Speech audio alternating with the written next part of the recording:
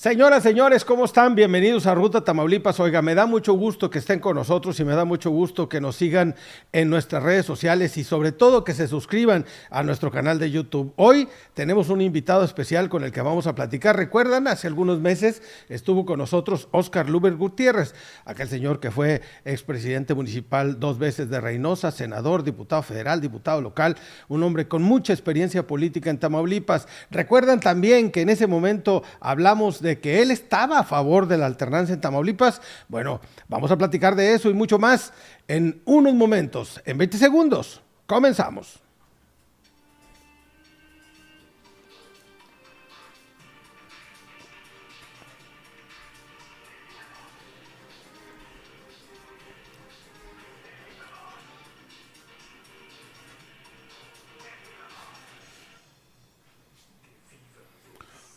Todo un personaje está con nosotros, mi querido Óscar, ¿cómo estás?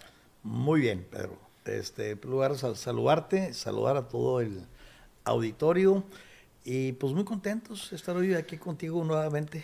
En la ocasión pasada, mi querido Óscar, nos quedamos en que estabas a favor de la alternancia y en aquel entonces estaban configurando las campañas internas de Morena. Hoy Morena ya tiene un candidato. Es un candidato con muchas posibilidades de ganar al partido que gobierna actualmente y estamos muy enterados de que tu trabajo ha sido preponderante dentro de esa organización. ¿Cómo te has sentido en el trabajo desempeñado en esta campaña? Mira, muy a gusto. Ahorita ya llevamos 15 días de los 2 meses de campaña que hay. Uh-huh. Obviamente motivados por lo que puede venir para Tamaulipas. Yo creo que las estadísticas que se han ido apareciendo en los primeros días de campaña yo creo que ha habido una diarrea de encuestas. Sí. No, sí, disculpen por la palabra, pero sí ha sido algo similar, pero entre las más serias yo creo que podemos destacar varias cosas. Entre uno están las encuestas de inicio, que le iremos dando seguimiento cuál es la evolución de aquí al final de la campaña. Uh-huh. Y la otra es el ejercicio único, histórico, muy particular, sui generis, que se vivió hace una semana, el día 10 de abril, que fue la revocación de mandato. Uh-huh. Que también genera información muy valiosa para lo que estamos, ¿no? 450,000 tamaulipecos votaron que se quede el presidente. 460,000, 59,000 y pico, que lo podríamos redondear en 460,000. Es obvio que este ejercicio, que así tocó en los 6 estados donde vamos a renovar los gobiernos estatales, pues muestra un avance importante del presidente en primer lugar, ¿verdad? En condiciones muy especiales, porque si bien es cierto que 460,000 pues no serían suficientes para poderse confiar en una victoria, uh-huh. También es cierto que se dan en condiciones con solamente una tercera parte de las casillas instaladas, uh-huh. Con mayor dificultad para el elector que quisiera ir a votar en este ejercicio. Las casillas ubicadas, uno no votaba donde tradicionalmente uh-huh. vota, sí. O donde vamos a votar el próximo 5 de junio, mayores distancias y con un INE y un gobierno federal enfrentados en una lucha entre lo que se quiere promover como una nueva reforma electoral uh-huh. en el país, que creo que vale la pena hacerlo, pero que en esta se hizo una revocación de mandato limitando a que lo que se iba a revocar no podía el gobierno del presidente López Obrador no podía hacer ni propaganda o difundir sus uh-huh. alcances, sus logros, en qué parte de la cuarta transformación que ellos dicen encabezar van, qué han logrado, qué les falta.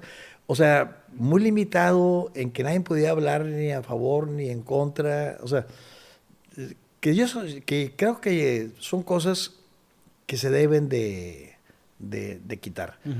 Y aunque en esta ocasión la revocación de mandato iba a ser muy difícil que fuera vinculatoria, porque él fue electo por 6 años. Sí, es correcto. Y no es retroactiva esa ley. No es retroactivo, o sea, aunque hubiera sido en otro sentido, no tenía validez legal.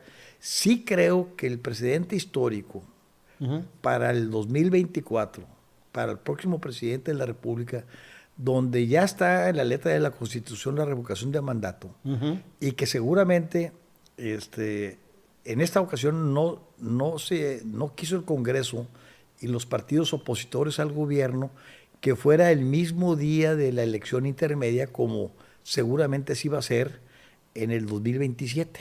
Ok.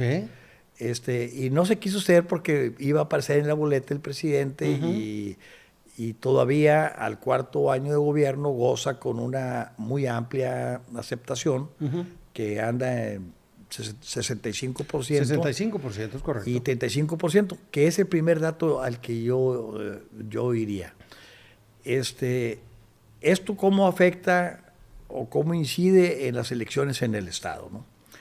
67, o sea, para nadie es un secreto que la principal fortaleza de este proceso para Morena es la figura del presidente y su aceptación. Sí.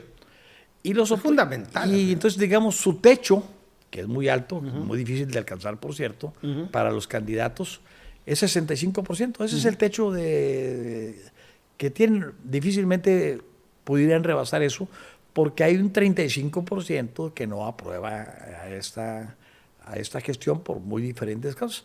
Y entonces el techo de los opositores al presidente Andrés Manuel López Obrador y de los partidos que en este caso están representados por la alianza aquí en Tamaulipas, y entre el PAN, el PRI y el PRD, su techo es el 35%. Es el 35%. Sí. Entonces, en uno tenemos un techo de 65 y en uno de 35.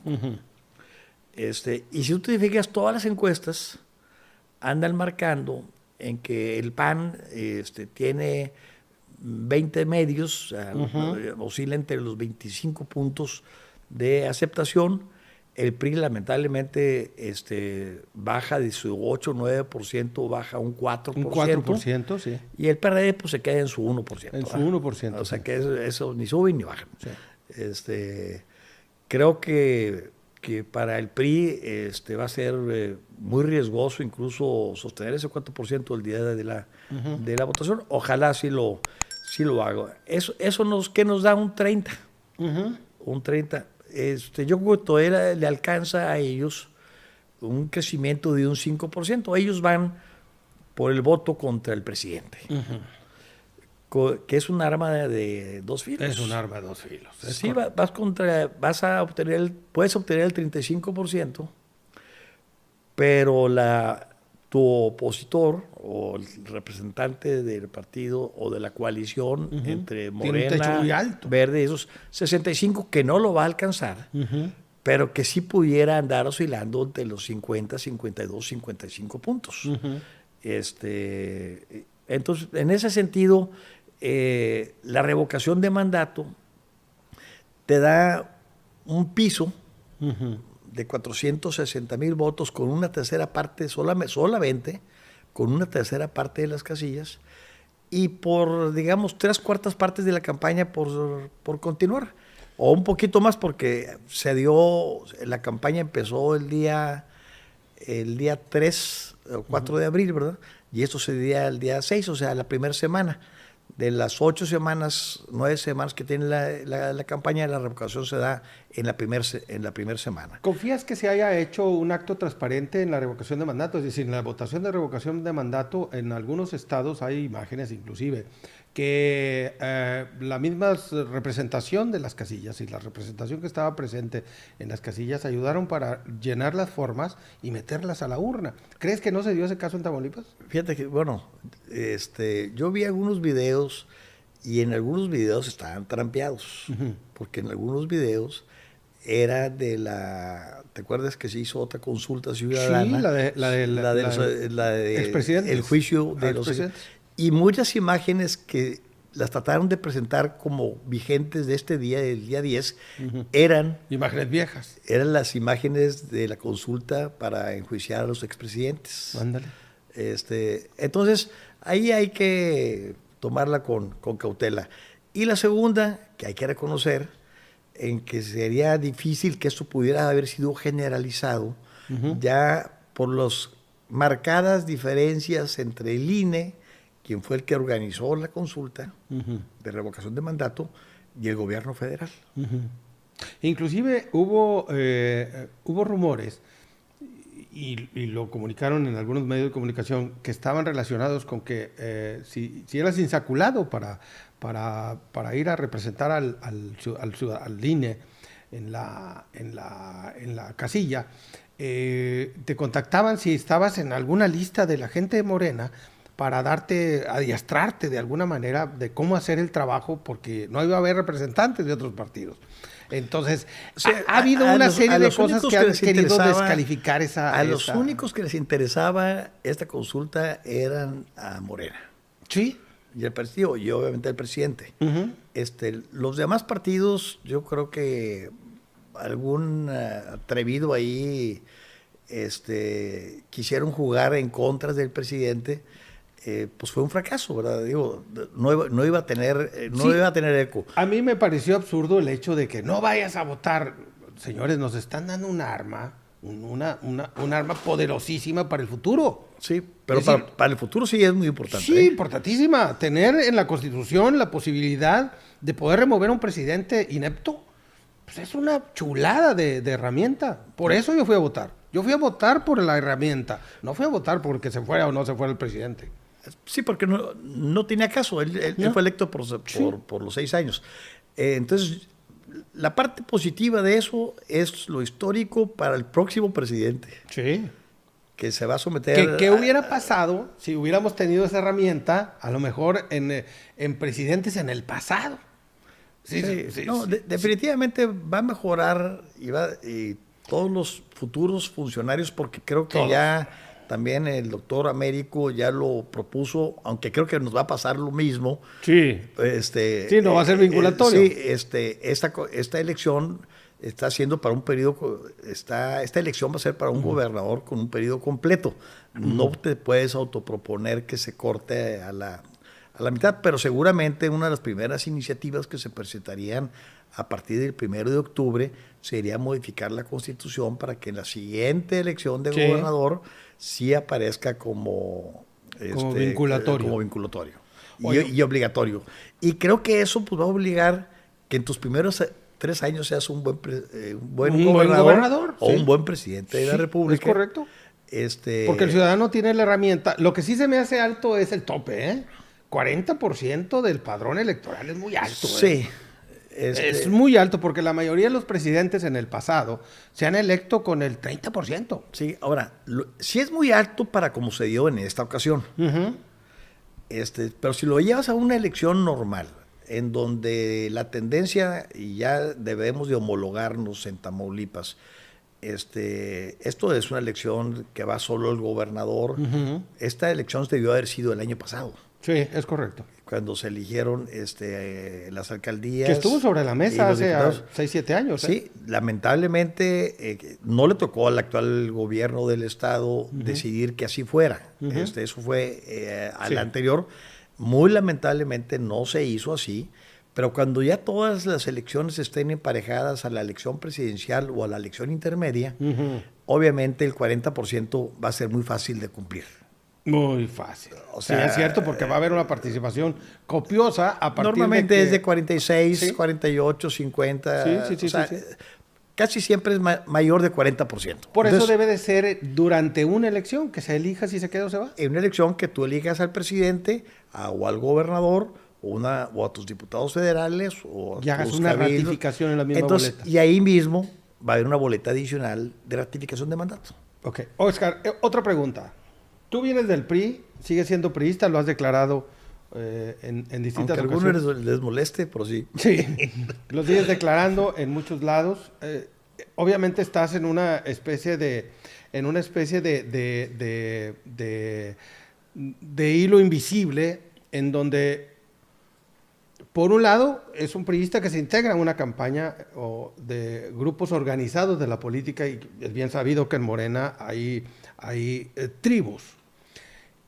Y por el otro lado, a los grupos conservadores del PRI, que eventualmente están en medio de la crítica de que los expulsen porque son priistas y andan apoyando otro proyecto y no lo que nosotros decidimos que se iba a hacer dentro del partido. Vamos por la primera parte. ¿Cómo fuiste recibido tú o cómo has sido recibido tú en el equipo del doctor Américo? Por él en lo personal, muy bien, y con los que yo, digamos, trato, convivo, intercambio puntos de vista, muy bien. Uh-huh. Pero porque básicamente yo me he circunscrito a la región aquí en el norte del estado, uh-huh, particularmente en Reynosa, algo en la ribereña, y obviamente en el área, con algunos amigos en el área, en el distrito 13, que es cabecera San Fernando. Uh-huh. No he querido moverme ni a tareas de otras regiones, de la capital del estado, o del sur, o de la zona cañera, porque aquí es donde creo que más les puedo yo apoyar. Entonces, en ese sentido me he sentido bien. Bien. Y he definido siempre, obviamente he estado en contacto con gente de Morena, con los que yo he hablado de aquí, de la región, muy bien. Les agradezco mucho sus deferencias que han tenido, y que ellos ven positivo la intención de uno de coadyuvar al esfuerzo que ellos están llevando a cabo.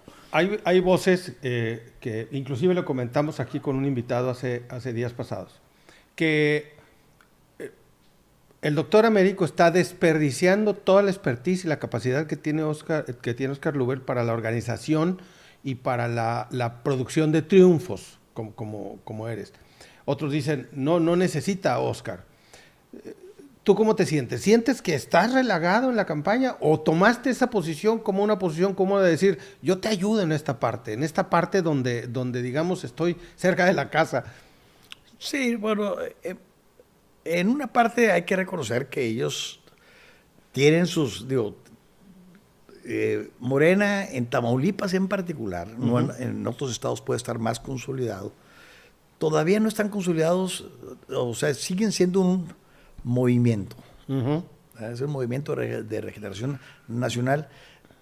Todavía no tienen un cuerpo, digamos, de partido político como lo tiene el PAN, el PRI, fundamentalmente aquí en Tamaulipas, que son partidos establecidos, que han contendido constantemente, bien organizados. Y yo te diría que incluso la mayor parte de las estructuras territoriales de ambos contendientes, en este caso, aunque son tres, pero bueno, digamos, de los dos de la alianza y de la coalición, tienen en sus filas a una gran mayoría formada dentro del PRI. Sí, de hecho. La del PAN, sí, y la de Morena. Sí, es correcto, correcto. O sea, sigue siendo la escuela del PRI, uh-huh, y todos, a lo largo de estos años, la principal generadora, digamos, de cuadros políticos, sobre todo en el trabajo territorial. Uh-huh. Entonces, en ese sentido, ellos están aprendiendo a organizarse en el estado de Tamaulipas. Uh-huh. Y hay diferentes cabezas, diferentes estructuras, y por otro lado, pues gozan, digamos, de una presencia en el aire, como diríamos, uh-huh, en los medios, con un ambiente muy favorable, ¿verdad? Sí, muy sí, favorable, sí, por lo que ya se comentaba del presidente y de Morena, uh-huh, en donde los candidatos están haciendo su trabajo, pero pesa más, por ejemplo, obviamente, la presencia del presidente de la República, uh-huh, y de su proyecto de la 4T y de Morena. Entonces, en ese sentido, yo siempre he seguido desde hace muchos años un principio, que yo prefiero en que me digan hazte para acá en vez de que te hagas para allá. Sí, sí. Entonces uno guarda distancia. No, y aparte estoy ocupado en proyectos personales, familiares, empresariales, y ahorita combino muy saludablemente la actividad tanto política, de manera marginal, pero sí constante, y la otra parte personal que no quiero tampoco abandonar, porque esto es de muy corto plazo. Sí. Y en lo personal también te lo manifesté la vez pasada, a diferencia de otras ocasiones que sí he participado políticamente, que uno participa buscando una posición dentro de un gobierno. Uh-huh. Y en este caso no es mi caso. Uh-huh. Sí, es cierto. Ya he sido funcionario estatal, como tú. De lo único que dijiste que no he sido es diputado local. Es cierto, se me peló, sí. Pero ya he sido funcionario, obviamente, municipal, federal, he estado en la Ciudad de México, en el gobierno federal, en el estado y en el municipio. Uh-huh. Entonces, no estoy en mi interés de participar en esta ocasión políticamente en busca de una posición para Óscar Luberta. Uh-huh. Obviamente las gentes que nos ayuden y que contribuyan, que se signifiquen por su eficacia electoral y que estén en una condición diferente a la una por edad, por experiencia, por el recorrido, digamos, que hemos tenido uh-huh. en la función pública, pues a lo mejor estaríamos en la mejor disposición de hacer notar su trabajo de ellos uh-huh. y que se les considere uh-huh. Ser parte en alguna función, tanto en su municipio de origen o en el estado, ¿no? Por el lado del PRI, ¿cómo te va? No hay críticas, no hay jalones de oreja, no hay ¿qué haces allá? ¿Por qué no estás acá en tu partido? Solamente de un amigo tan pequeño que ahí está en Facebook, ahí insistiendo, Roberto González Barba, uh-huh. que le he contestado. Yo realmente, y lo hemos manifestado desde un principio, respeto a quienes acompañaron la decisión, por cierto, uh-huh. cuestionada estatutariamente, porque no se siguió el procedimiento de los estatutos que marca el partido, uh-huh. que para una coalición o una alianza sea total o parcial. Ya hablo, en esa tendría que ser total porque es para gobernador del estado, uh-huh. pero ha habido alianzas y coaliciones, candidaturas comunes, que a veces son parciales. Van unos estados, van cierto número de ayuntamientos, uh-huh. Cierto número de diputaciones locales, y en unas hay coaliciones o alianzas que son totales y en unas que son parciales. En este caso... es absoluta y para un solo contendiente. Y para un solo encargo. Y ahí lo establecen los estatutos del partido, que para un caso como de esta naturaleza se debió haber consultado a los consejos políticos municipales, uh-huh. Tengo entendido que son las 2/3 partes, uh-huh. y después haber llevado la decisión al Consejo Político Estatal para aprobar la solicitud, ahora sí, uh-huh. al Comité y al Consejo Político Nacional, la aprobación de una alianza. Obviamente no se dieron sí se dieron consultas informales, no a través de consejos políticos, en donde el resultado era negativo a la alianza. Uh-huh. O sea, la mayor parte del priismo se ha sentido agraviado por el uh-huh. actual gobierno, señalados, cuando hubo el cambio de gobierno, uh-huh. Estaban a los funcionarios públicos, los estaban revisando sus redes sociales, quién aparecía en alguna foto con Baltasar o con algún candidato priista, y era cuestionado, relegado, quitándole algunas consideraciones, uh-huh. Incluso hasta económicas y en muchos casos hasta corridos de su trabajo. Uh-huh. Es correcto. Entonces, una buena parte del priismo en el Estado, que era funcionario público estatal o municipal, o que había sido funcionario público de algún cargo de elección popular, como eran los presidentes municipales, sí fueron intensamente hostigados, amenazados, perseguidos, y algunos de ellos hasta procesados. Mucho del periodismo crítico dice que el PRI solo se quedó con los porteros, es decir, con los que están cuidando la puerta. ¿Es cierto?